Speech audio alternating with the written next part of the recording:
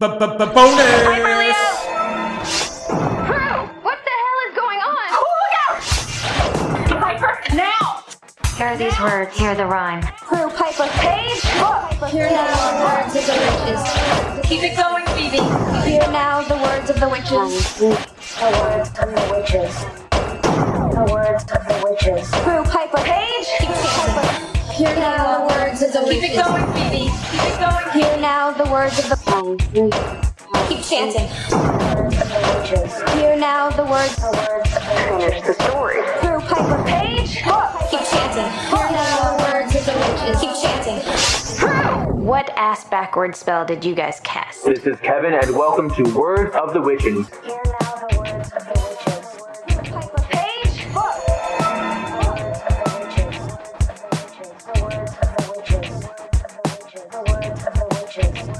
Hear now the words of the witches. Keep chanting. Hear now the words of the witches. Welcome to the very first bonus episode of many to come. Bonus episodes are not going to be going over any books or comics or any published material. Bonus episodes on this show are going to pick a topic and explore that topic in depth. This one is about the Book of Shadows. Very fitting for our first episode since we are about books and we are about Charmed. And the Book of Shadows is the most iconic artifact in the series. The Book of Shadows is very large, about the size of a dictionary or encyclopedia volume. It is bound in green leather, and the front cover has a symbol composed of an interlocking triquetra and circle on it, symbolizing the power of three and the Warren/Hallowell family of witches. Despite being 300 years old, the book is actually in very good condition, although the pages have yellowed somewhat with age. The book's pages are written in ink by hand. Each entry has its title spelled out in elaborate multicolored calligraphy.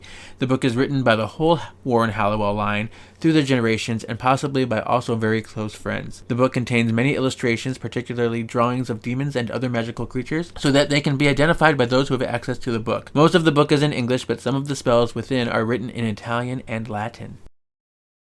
We are going to introduce Marsha Mallow. Hello, how are you? Hi. Hello. Thank you for coming on and talking to me. Yeah, I am really excited. It's been a long time coming. Yes. We've been talking for months and months and months now, it seems.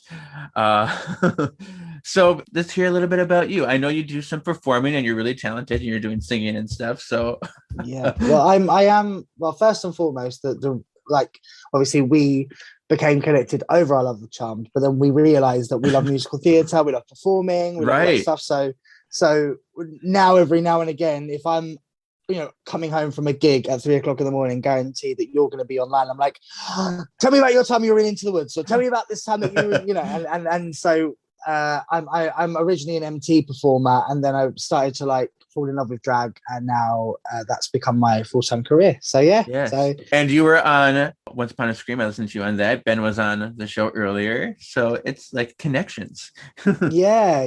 Well, Once Upon a Scream I'm a big fan of Once Upon a Scream because I love gay people in the best of times, but then when you hear them so passionate about something they love, I mean, when I was talking to them, I was talking about Dracula, right? And so it went from me going, I love the film, to then me literally every single thing that I found wrong with it. I was like, let me tell you why I hate this thing and why I hate this thing, and then I realized that actually I didn't love it as much as I thought. Take That's it all funny. back, actually. Yeah. So, but no, the guys are lovely and they looked after me. So, and they didn't make me sound like a complete and utter idiot. So, no, I loved it. I love hearing you. It's great. So, how did you discover Charmed? Where did that come from? Oh, well, as a kid, growing up, trying to find your place, I didn't really know much about sort of the Buffy and the Charmed and the whole thing. But then I fell in love with it because my friend loved it. And my friend, when I'm talking, we were kids, we were like 10, 11. It was, I can recall, I think it was when season 3 came out, like when the box sets first came out, I think there was only like 3 available and they were like £50 each. And so you had to save up all your pocket money to get the box sets and stuff. And so so through him, I fell in love with the show, and then I fell in love with the book stuff. I was always very creative as a kid. I loved drawing and like singing and performing and things like that. So when I saw this, I sort of was hooked ever since. But really, I think before that, I was a big lover of Hocus Pocus when I was a kid. So I Yeah. think that sort of then went into that, and it was like 3 witches, and it was like, oh my god. So Right. yeah, And you see them with the book, and then you see these girls with the book. exactly. And my mind's going, oh my god, I would love to draw or replicate all those different things, and yeah, that's sort of how it came about. Yeah, well, speaking of that, you are making your own Book of Shadows now, so that's I exciting. am. Well, I like since then, like we one of the things that we used to do was nobody really got us as kids. We were, I think, because we were both gay. I think we were both trying to come to terms with being weirdos. It was our little escape of doing something together that was creative and fun, and that was ours, and it was really sweet. So yeah, so I think that every time that the book revealed a new page, we had to make the page, and we used. I mean, I've had like, I don't know how many Book of Shadows I've tried to create over the years. I remember one I made using the yellow pages. I remember there was one that I made out of, it was A3 because we didn't quite work out the size. So I made this massive A3 book. I made one that was A4 printed pages. Like, if I honestly, I tried it all. And the most recent one using the parchment and stuff is the one that I'm most proud of. Yeah, so you're showing me some pages last night. Yeah. Or early morning for you. But and you would like hand draw this stuff. So tell us about your process a little bit. Yeah, well, so what's very nice is that there is a community out there, and obviously you're a part of that community where we try and figure out pages and texts and things like that. And I'm somebody who doesn't have much of an input because I just watch it unravel, because there's people like Valerio, there's people like Ido, there's people like them who live for this stuff. They really are so talented at creating this work that I go, oh, okay, so that's that page, so I now know where to put that and stuff. But there is a community out there that help you with so many things and so many resources, and people that can create custom pages and stuff. So my process is kind of, in terms of making a custom page, it's what's the text, what's the image, and try and get as close as I can to the style of the original artists. So with me, people who have bought my work before compare my work to Dan's work a little bit.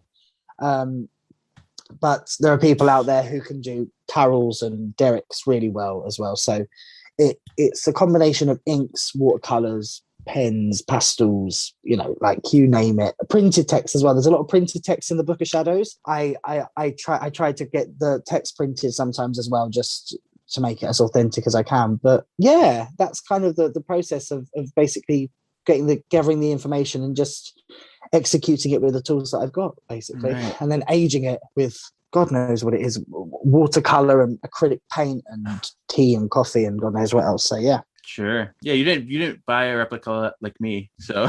To be honest with you, I was close to doing it. I was very close to doing it, because I reached that stage where I was like, well, I have money, but I don't have time. So I was like, should I just buy one? But every time I tried to buy one from Wayne, they were always sold out. So yeah. Wayne has been a great friend of mine. When I was in UK, I got to stay with him for a little bit in 2019. So it was nice. Yeah, so it was real nice to just really bond a little bit. We took me to like the seaside somewhere. I forget which part, but yeah. So we did some good stuff. If it was in Brighton, that's exactly where I am right now. See, yeah. So close and yet so far. But yeah, you were talking about Dan and Derek. Those were artists from the show. So I wanted to clarify that so people know. So Carol Wood did. So there was lots of different artists on the show, but Carol Wood did season one, beginning of season 2.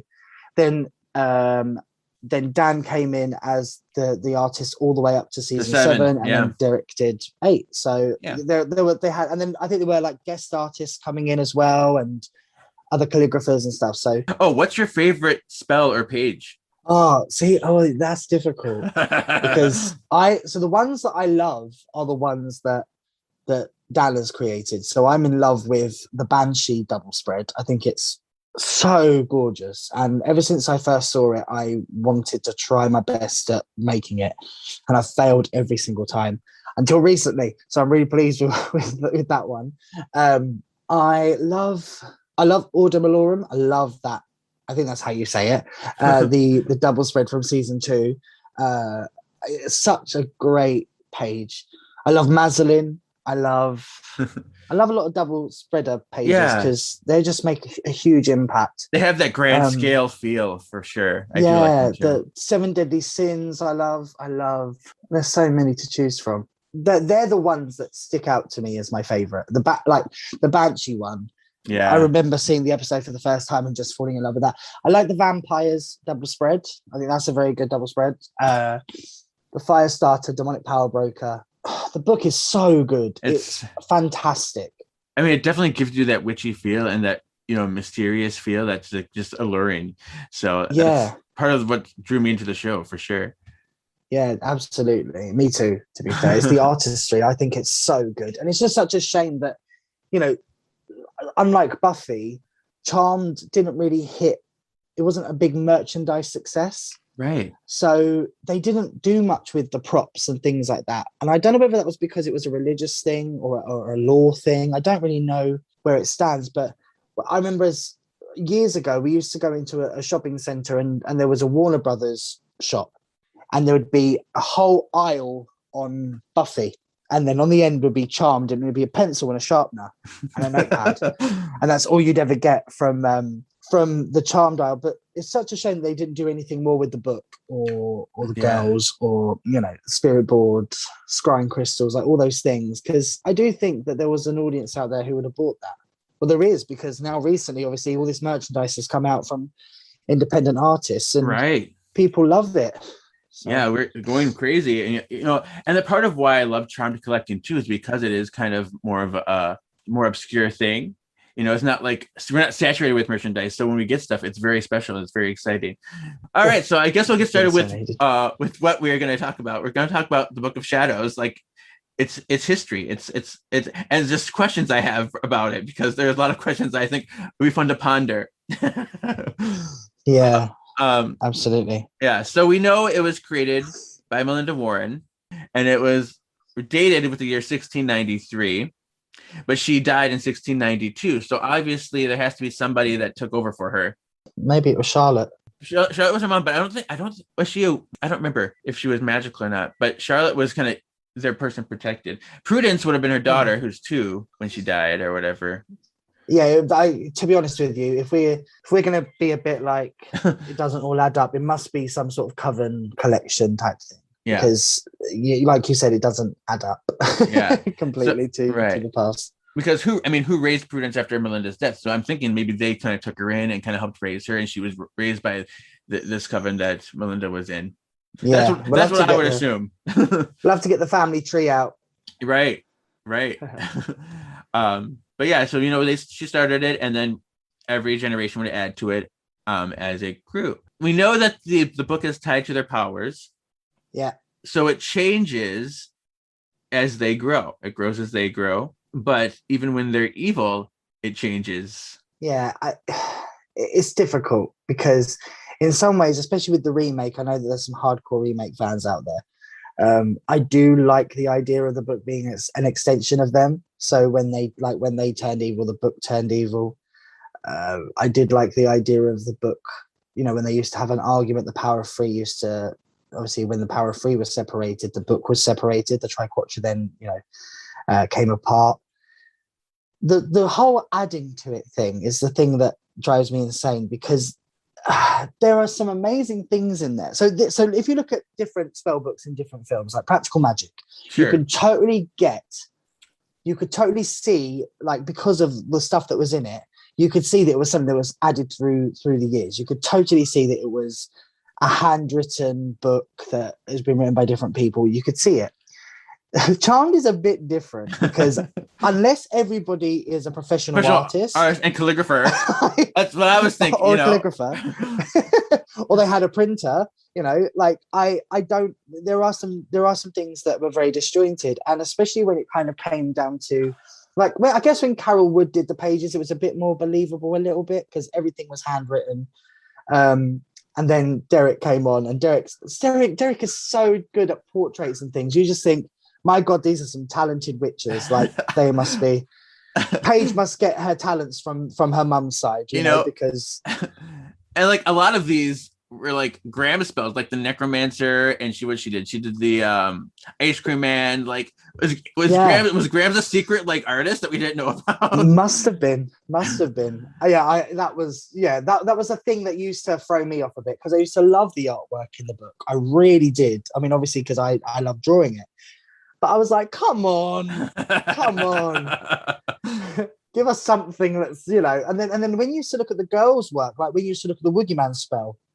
The Wiggman spell is believable. Right. You can believe that Phoebe just scribbled that in. Yeah. Exactly. You can, but yeah, that was the only thing that kind of disjointed it for me with the Book of Shadows was that it wasn't completely, like, you can't see that it was written by different people. You can see that it's been done by one artist for however long. And this is the thing too. It's like, who does the research on these demons and how do they know how to vanquish them if they haven't been vanquished yet? Yeah, it's like, how do they know this? Who encountered them? So that's another. Could you imagine like being a witch in the future, holding the Book of Shadows and going, "I hope I don't bump into Belvazor," when he's already dead. He's been dead for years. Right, exactly. If there was one character I could not stand, it was Cole. I could not stand him. I couldn't stand him. Yeah. And he kept coming back and back. It was like my STDs. They kept coming back and back and back. Oh, I don't have STDs, by the way. I've never had one. But you get the idea. Yeah. But, oh, my God. He is. Please just kill him now. Just kill him. I've had enough. Right. I mean, Cole definitely has fans, and I know I have some followers, and I have some people who are on the show that love Cole. Thank you for being, but it's just my thought. It's just my opinion. The thing is, I think it was just the way he was written. We were going in circles with him, and that became tired, and that was the hard part. So like season 3 was understandable. Mm-hmm. 4 was like, okay, he's trying to get there, but there was always this arc that he was trying to be good, but then he became evil in every single series. If you look at that was his arc for every single series that he did. And it just got boring. It was just like, I don't, you know, there's some people out there. Yeah. I understand that some people love, obviously, like when you look at Piper and Leo, I get Piper and Leo's love, you know, love was difficult to cut, like for them to do, and the wedding and things like that. But it got to a point where it was just like, I just want to see you girls kill some demons. It just got a bit, come on, just get on with it. Are you together or are you not? And my favorite was Dan. I love Dan. Yeah, he was a great guy, really. He was my favorite when he used to, when he came out and I was like, oh, yes, okay, you can stick around for a little while. What do you think of the idea of like the Book of Shadows being connected to like some mystical, magical database and it updates itself? Because that argument's thrown out quite a bit.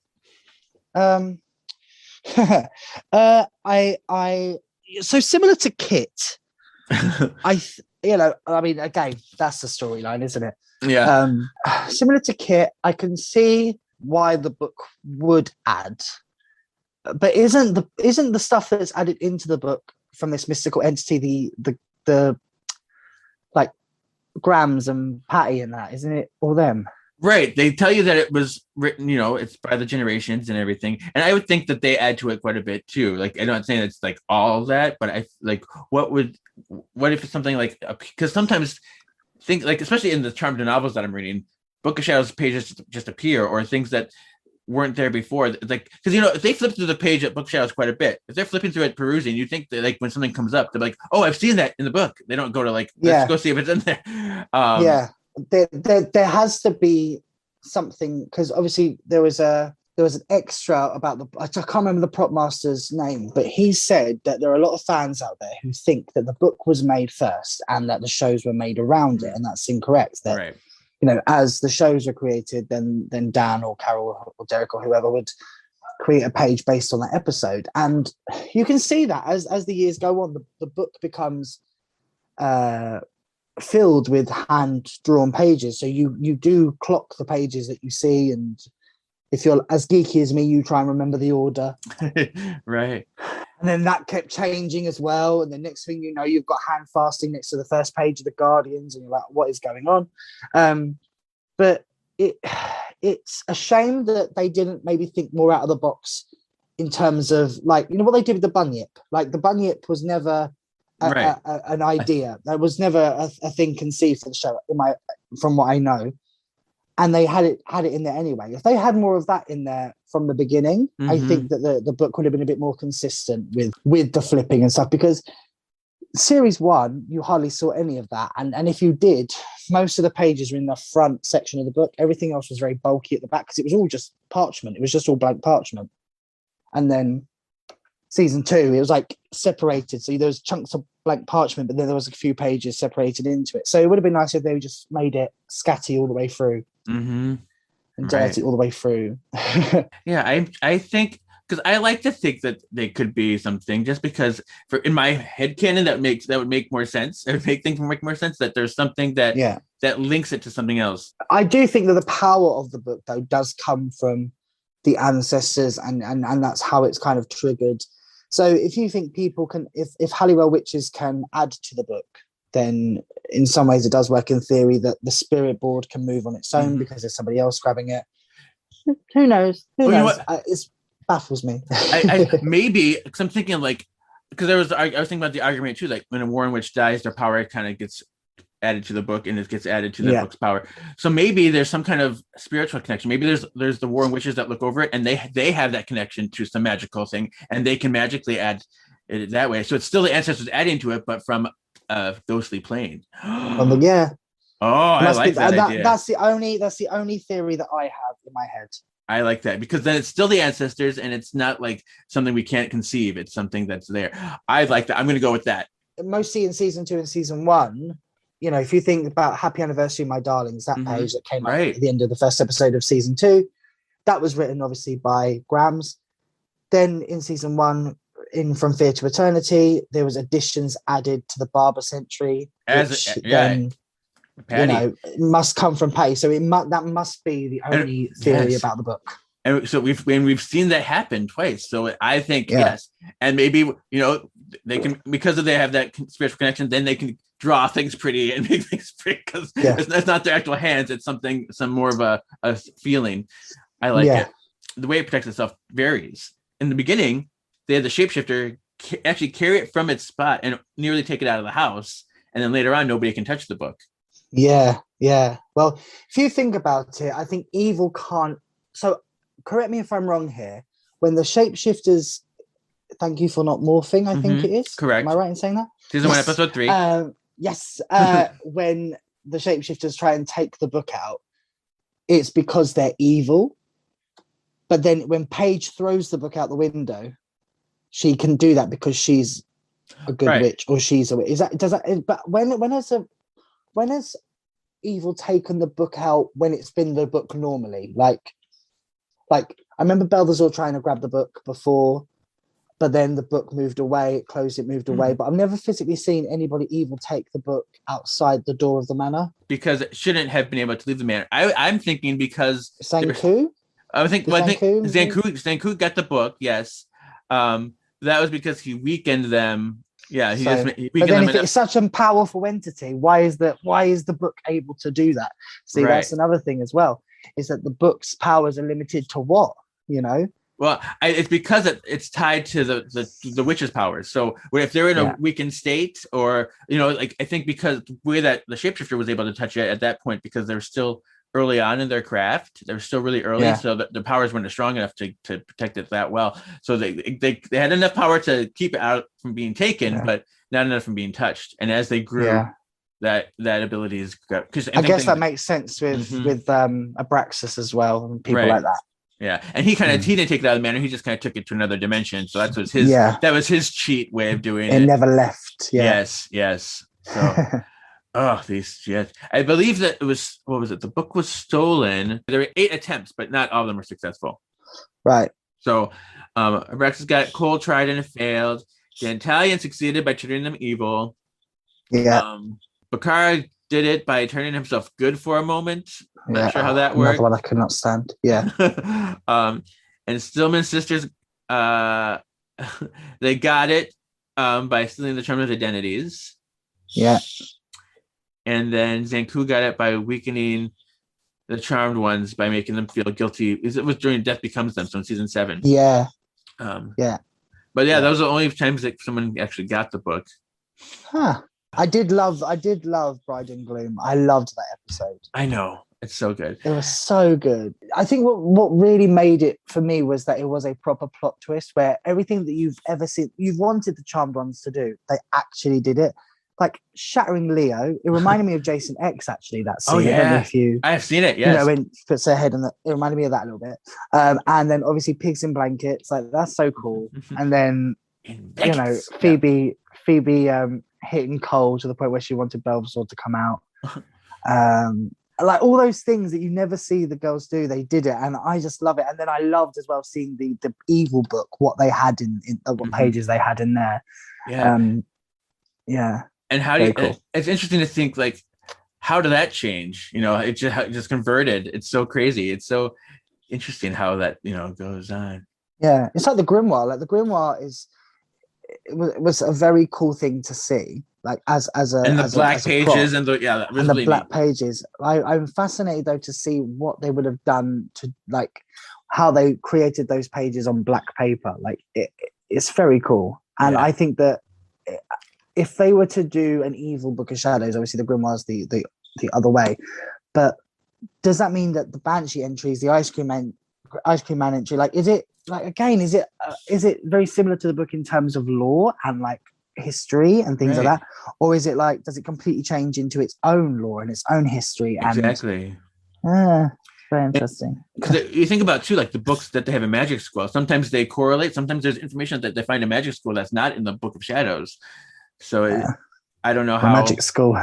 I know Magic School is interesting. That's a whole other thing. Yeah, I'm not very happy with Magic School, but that's a whole other thing. Yeah. Oh, now you've just turned up. Where were you the past 5 years? Okay, sure. I know. Sure.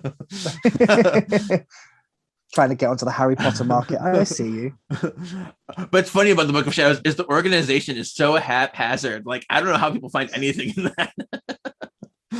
I know, and that's things change all the time. The pages change all the time, and I know what happens is that because there's 500, 600 pages in that book, prop masters will just put it in and then just put whatever pages are in it and close it because it's a time-consuming thing. Yeah. I mean, I'm sure that when you had to put in because you have your own entry, don't you, in your book? I do, yes. So, like, imagine doing that every single time you have to film an episode, like adding that page in, but you've got to take all the pages out to put them back in again. And I can imagine that it must have been very time-consuming and aggravating. So I'm sure they just like put in any old stuff to try and close it. Why are there entries in Latin? Do they all speak Latin? Why would they put spells in there that the witches can't read? Right, yeah, because that's another thing, right? Now you've started me off. Now I've had to get up now. Yeah, here we go. I'm on my knees because I've got numb knees and I'm going back down. Why? Why is there Philip? What was the so I understand the whole entries of the different pages, but the Latin, the language pages, the filler entries, where did they come from? Because I mean, it would be amazing if you could, in future episodes, be able to get somebody who worked on the show, get an artist to be able to talk to you, because I would love to understand the reasoning behind that. Was it because there were other witches who spoke different languages, and then that was the resource? But if they had, again, it gives you a headache when you go too much into it. And that's we're exploring in depth the Book of Shadows, but now you're just like it's analyzing this stuff, and I'm thinking about this stuff. It's like, this is strange. And don't get me wrong, I can see why they had stuff next to it, because maybe they wrote any old stuff in there to kind of match. Because when the book has a blank, like when a single entry has nothing next to it, it kind of looks a bit bare. But if you put a language page next to it, it does look very good. But where did they come from? Right. I am fascinated by that. If anybody knows the reasoning behind that, I would really like to know. And maybe it's just to add to its mystery, but still, it's very strange. Especially if these spells are supposed to be like protected. I mean, and maybe there are some spells you have to say in Latin, like with the Painted World. That was for it to work. It had to be in Latin and everything. Yeah, but even then, the words were song lyrics. Like, yeah, it just I think, do you know what? There are things that when you look at the lore and the Book of Shadows as a piece of lore, and you kind of see some amazing things where you can see people have taken their time to really think about, and then you see other things where people haven't really thought much about it, because it is a prop, it's on screen, they don't care about it. But for fans, it's so important that you're like, what is the reasoning behind this? What is the reasoning behind that? For example, the the infamous, why does the Banshee have hair, and then in another episode she has no hair? Like it's just a white color, and little things like that, because it's a prop, it's a job. They were an artist on a job, so Sure. yeah. Whereas fans were like, why is it in episode so? Right. Yeah. The real world versus the charmed world, how they mix or not mix. because they don't they don't know. Because I mean, if you look at Orda Malorum, as a double spread, some of them were actors in the show, but other ones were people who worked on the show. So they probably had their own inside stuff in that book that we probably don't know much about. In season 7, they have the elders say that they put a spell in there to banish a Suxen, but why and when do the elders have access? Like, this is not supposed to be for you. I'm sorry. Do they definitely say that they put a spell in there? They say something like, I don't know, maybe they worked with the ancestors. I believe the words were, there is a spell in the Book of Shadows at the back that's called How to Banish a Suxen, which is next to spelled backwards. Yeah. I think that's the line. That's the line. I might be wrong. That sounds right. It sounds but even then, how do the elders know about what's in the Book of Shadows? Yeah. Got nothing to do with you. Right. And it's the same thing, because they're the ones that kind of told them where the spell to go to the future too. So like, why are they all in there? Like, this is my family stuff. Get out of there. Like, yeah. So that the elders are interesting characters, because you can see how Leo was manipulated by the avatars, because the elders for such a long time were this force of real good, but actually everything that they sort of challenged the girls on was the opposite. And even Leo stopped being an avatar, and he kept trying his hardest to be forgiven for what he did. And then he had his memory erased, and then he had to take a trip, and he had to choose whether to choose Piper or whether to choose the elders. Yes. So the greatest force of all good does that. Okay, sure. Like, I know. It's like, they're horrible. I hate the elders so much. That's what I'm saying. They're these really nice people, but yet they still have these these things where they're like, let's piss off the charmed ones today. Mm-hmm. Let's give them something to be really annoyed about today. Yeah. Like the cleaners. Where did the cleaners come from? I talk about this on my other podcast, Hanging with the Halliwells, a lot, because we just finished season 6, so I'm just like, the cleaners piss me off. And if there are cleaners, why are they not a part of? Why they're not a part of the elders? Because if the elders are the big I am of that world, why are the cleaners not a part of that world? And if they are, why is that not a power that the elders has? Mm-hmm. Do they even need them? We learned in Crimes and Wishmeaners that the cleaners were created by the Tribunal, which was the ones that, this composed of 2 elders and 2 demons, those type of things. So they kind of created the cleaners, but it's like, wow, these are they're evil too, or not evil, but they're supposed to be neutral, but they piss me off. So, and then you look at the time that came out, and then you look at Game of Thrones, and then you see the dragon, and when you watch it back and you remember, because I love Game of Thrones and I love the CGI that they do, and then you see the dragon in Charmed, and you're like, wow, we've come a long way for computer graphics. A long way. Yeah. I think the dinosaur even looked better. That's true. Probably put all the money into the dinosaur. Yeah, right. It's very cool. Like there are so many questions that still need to be answered about the book, and who knows, we may never know them. But all I know is that it has become such a massive part of the fan's life that you have to have a Book of Shadows. If you look at every fan, one of us has to have a Book of Shadows of some kind. And it's, I think it's in such an integral piece to the show that it's such a shame that more isn't known about it, or there isn't, like I said, there wasn't merchandise out for it and things like that. But who knows? Who knows what might happen in the future? Yeah, I was hoping the remake might have brought out replicas, but then I don't really want a replica of that one. But that's another story. I was thinking about the future of the Book of Shadows too. Like, is there a page limit? Is it going to eventually explode? Because if it gets thicker and thicker, it's going to be up like this before. Yeah, exactly. It'll be a file of facts. Yeah. Yeah, the Book of Shadows is again, but then that was another thing as well. Every page was filled in that book. I guarantee you that there were pages taken out of the Book of Shadows during the last season because it was full of pages and already drawn and illustrated.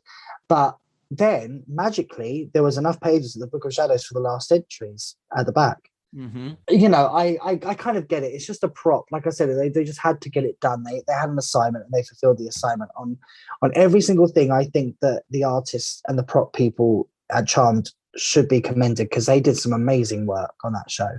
And I'm sure that during 7 and 8, I'm sure that they had such tight budgets as well that they had to really make things work. So props to them, you know, for doing that. But the Book of Shadows still does baffle me, and I think that every fan out there will always have, like, for example, there are certain things that we've just been ranting and raving about just then. I'm sure every fan has their own little thing about it. Sure. Even though questions are unanswered, it's nice to know that we still have this fandom to be able to do that and ask those questions to each other. It's a show that's beloved, and that is the most beloved prop. I mean, everybody who watches the show, it's a pivotal force. It's a pivotal thing, and it's always going to be something that keeps coming as having us come back. So yeah. There's some fun facts about the book. Do you have any fun facts that we haven't talked about? I mean, it's useless, isn't it? Because I think that all your fans kind of know, or all your followers know this by now.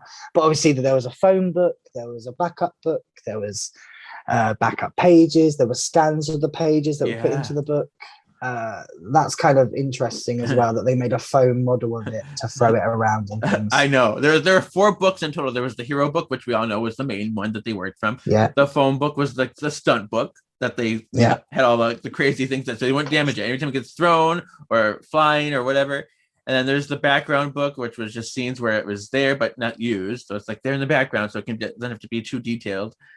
And then the backup book was when they used when they needed to use, if say if the hero book was being repaired or something, and they would go and do that one. So yeah, that's right. That's my favorite fact of it, because I think that the stuff that they put that book for. If you think how many times that was yanked off of the stand and things and thrown around, I think that's one of my favorite pieces of that's my favorite fact. But what about you? Tell me something, because I'm looking forward to knowing some stuff about the book that maybe I don't know about. So what have you got?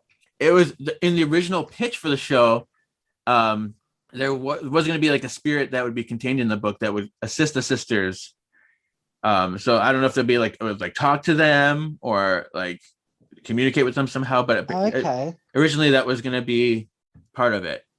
Did you know as well that there was a prop company called Sword and Stone who created the original book, and they did the spirit board as well, and the triquetra was yellow.